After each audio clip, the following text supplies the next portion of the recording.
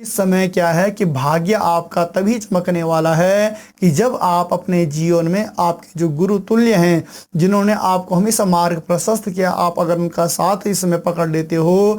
दोस्तों, आज मैं आपको बता रहा हूं कि मीन राशि के जो जातक हैं उनके लिए राहु और केतु का जो राशि परिवर्तन है यह कैसे रहने वाला है। जबकि दोस्तों आप ये मान लीजिए कि मेष राशि से मीन में राहु आ रहा है और तुला से कन्या में केतु जा रहा है, तो सबसे अधिक अगर प्रभाव किसी के जीवन में पड़ने वाला है तो वह हैं मीन राशि के जातक। मीन राशि के जो जातक हैं दोस्तों, उनके जीवन में सबसे अधिक प्रभाव पड़ने वाला है राहु और केतु के राशि परिवर्तन से, जो कि 30 अक्टूबर के बाद आपको यह सारा फलित होता हुआ दिखाई देगा।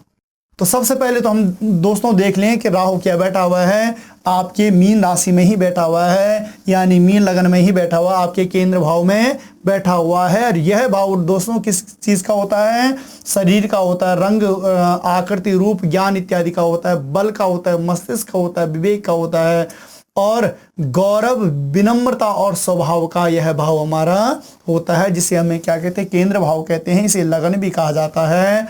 और मीन राशि वालों का तो यह क्या है? सबसे अधिक प्रभाव अगर किसी के जीवन में पड़ने वाला है तो वह क्या है? मीन राशि के जातक।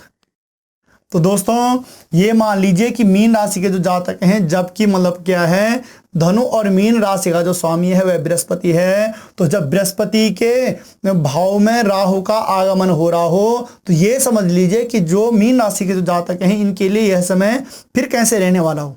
जबकि बृहस्पति और राहु का एक परस्पर अच्छा संयोग हम कह नहीं सकते। तो दोस्तों थोड़ा सा इस समय आपके लिए जो मीन राशि के जो जातक हैं उनके लिए यह समय क्या है कि थोड़ा कष्टप्रद इनके लिए यह रहने वाला है। और वह किन किन चीज़ों से? शारीरिक रूप से और स्वभाव और आपका जो मस्तिष्क है इससे संबंधित आपको क्या है, इसमें विशेष रूप से सचेत रहने की आवश्यकता है, क्योंकि यह इस समय राहु इन चीज़ों पर विशेष रूप से आपके जीवन में प्रभाव डालने वाला है। जो मीन राशि के जो जातक हैं उनके लिए विशेष यह सुनने योग्य भी है, और इसे विशेष वह अपने जीवन में से उतार भी लें कि राहु उनके जीवन में इस तरीके से इसमें परिवर्तन करने वाला है। उसके बाद पुनः तृतीय दृष्टि में आए तो भ्रातृभाव में, तो भ्रातृभाव में दोस्तों यह क्या है? हमारा भ्रातृभाव है, यानी छोटे भाई बहनों का स्थान भी है, पराक्रम का भी है, धैर्य का भी है, आयु का भी है, मतलब गुप्त शत्रुओं का भी है। तो दोस्तों ये मान लीजिए कि जब तृतीय भाव में इसका राहु की दृष्टि पड़ रही हो तो ये समझ लीजिए कि इस समय आपके छोटे भाई बहनों के साथ भी अच्छे संबंध नहीं रहने वाला है, क्योंकि पारिवारिक जीवन राहु हमेशा क्या करता है?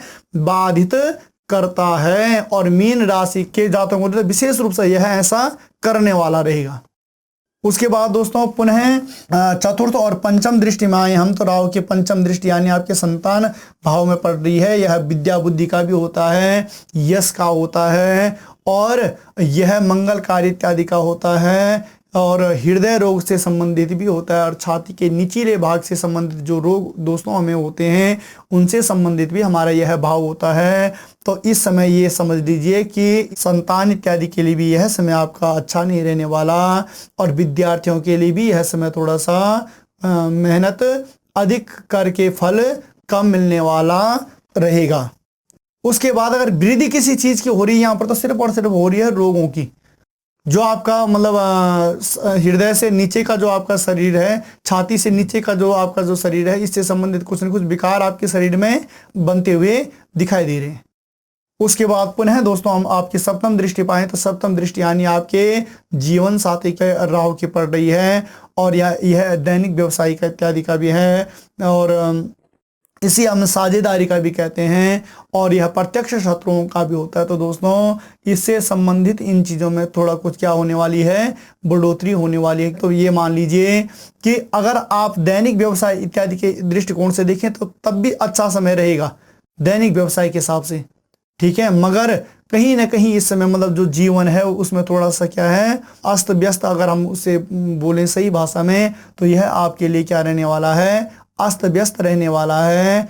और अगर हम थोड़ा सा दोस्तों अपने आप को क्या कर दें, पारिवारिक उससे हटाकर थोड़ा सा अपने काम धंधे में अपना कार्य क्षेत्र में अगर अपना मन लगा कर रखें, तो तब हमारे लिए यह समय क्या है, राहु के दृष्टिकोण से अच्छा फलित होने वाला है। अगर हम पारिवारिक जीवनों में ही ज़्यादा उलझे रहेंगे, या समझ लीजिए कि आप घर में किसी प्रकार से बेफालतू के छोटे भाई बहनों से या अपने जीवन साथी से या अपने बच्चों से संबंधित आप उनके साथ में किसी तरीके से भी तर्क वितर्क करते रहोगे, तो दोस्तों उलझने बढ़ती जाएंगी, कम होती हुई दिखाई नहीं दे रही।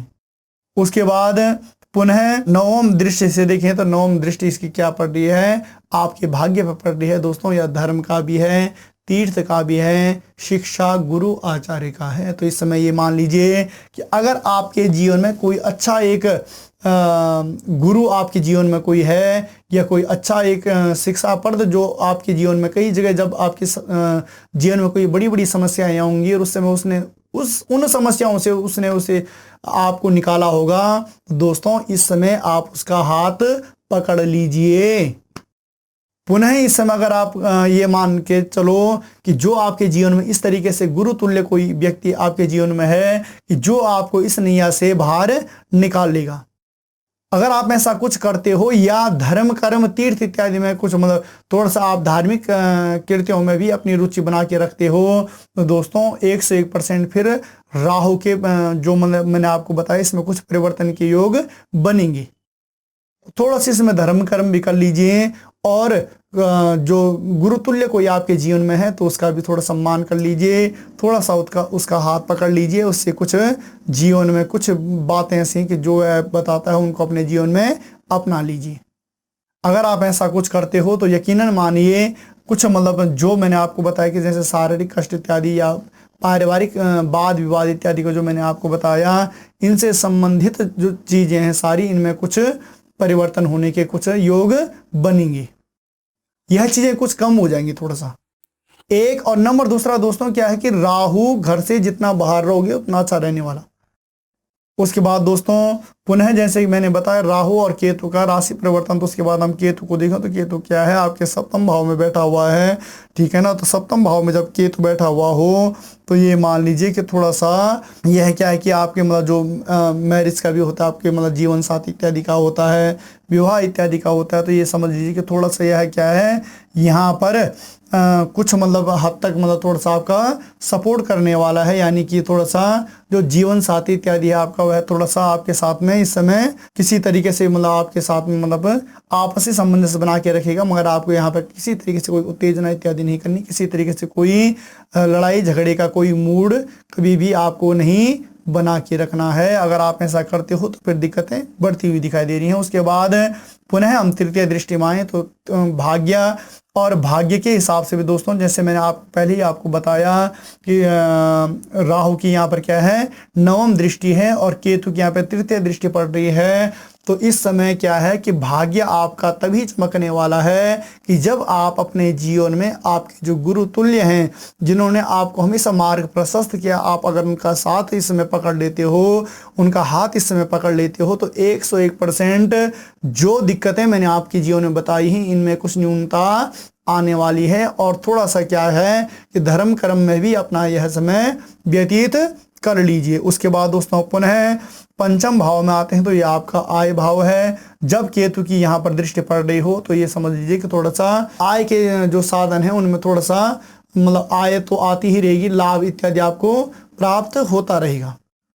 धन धान्य से संबंधित लगभग केतु के दृष्टिकोण से यह समय आपके लिए अच्छा रहने वाला है, मगर जहां हम राहु का देखें तो राहु के दृष्टिकोण से यह समय सिर्फ और सिर्फ पारिवारिक क्लेश में ही ज़्यादा यह दिक्कतें दिखा रहा है।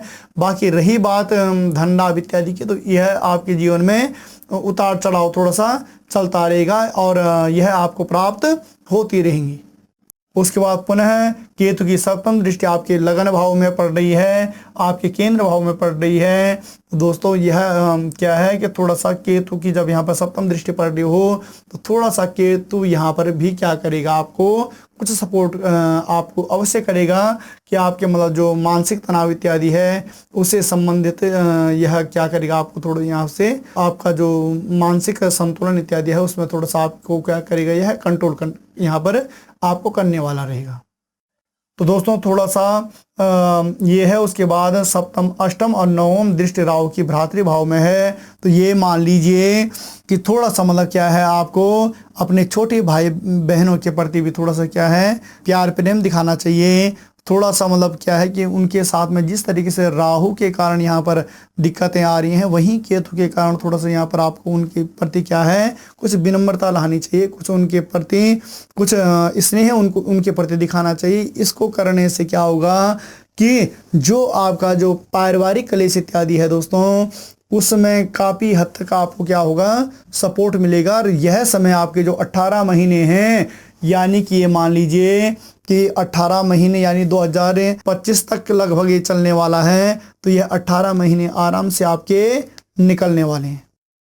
तो दोस्तों सबसे बड़ी बात यह है कि इस समय राहु का मैंने इसलिए आपको ये बताया, और तो लगभग और ग्रहों के दृष्टिकोण से तो सारी चीज़ें बढ़िया ही हैं, मगर थोड़ा सा मीन राशि वालों के लिए यह समय थोड़ा सा क्या है काफ़ी टफ रहने वाला है, क्योंकि इस समय मीन राशि के जो जातक हैं उनकी क्या है शनि की 7.5 भी चल रही है, और आता हुआ शनि वहाँ पर है, और उसके साथ साथ में क्या है कि राहु भी आपकी राशि में पुनः आ चुका है। तो ये समझ लीजिए कि यह समय उतना अच्छा आपके लिए रहने वाला नहीं है। तो दोस्तों इस समय सबसे बढ़िया आपके लिए अगर कुछ रहेगा, माँ भगवती की उपासना करना, माँ भगवती का पूजन इत्यादि करना एक, और नंबर दूसरा क्या है दोस्तों, अगर आपका मानसिक क्लेश अत्यधिक बनता हुआ दिखाई देगा तो आपने क्या करना है कि एक सफ़ेद रुमाल लेना है, उसमें 50-100 ग्राम आपको क्या करना है बाजरा लेना है, उसके अंदर बांध कर अपने सिरहाने के नीचे आपको रख देना है, और अगले दिन प्रातः काल आपको क्या करना है चिड़ियों को वह डाल देना है। इन 18 महीने कंटिन्यू आपको यह करना ही करना है। पहले तो जीवन में से उतार लीजिए, नहीं तो 18 महीने कम से कम यह आपको करना ही करना है। जब आप यह करोगे तो इससे भी काफ़ी हद तक आपकी मानसिक शांति आपकी बनी रहेगी, और परिवार के साथ में बिना वजह की आपको नहीं उलझना, क्योंकि मानसिक क्लेश 101% राहु बनाता ही बनाता है, और वैसे भी मीन राशि में बैठा हुआ है। तो यह आप लोगों के लिए थोड़ा सा समय क्या रहेगा कि परिवार के साथ में किसी भी प्रकार से बेवजह नहीं आपको उलझना है, और साथ ही साथ आपको जो मैंने कबूतरों को बाजरा डालने के लिए कहा है, इसको इस तरीके से डालना कि मतलब जिस तरीके से मैंने बताया कि एक रुमाल में उसको बांध कर और उसके बाद मतलब अपने सिरहाने के नीचे रात को रख देना है, और सुबह क्या कर देना है कबूतरों को डाल देना है। 18 महीने आपको यह उपाय कंटिन्यूअस करते रहना है। इसको करने से काफ़ी हद तक आपको बेनिफिट मिलेगा। तो दोस्तों यह वीडियो आपको कैसे लगा, आप इसे लाइक भी करना, शेयर भी करना, कमेंट भी करना, और मिलते हैं पुनः एक नई वीडियो में। तब तक के लिए जय श्री राम।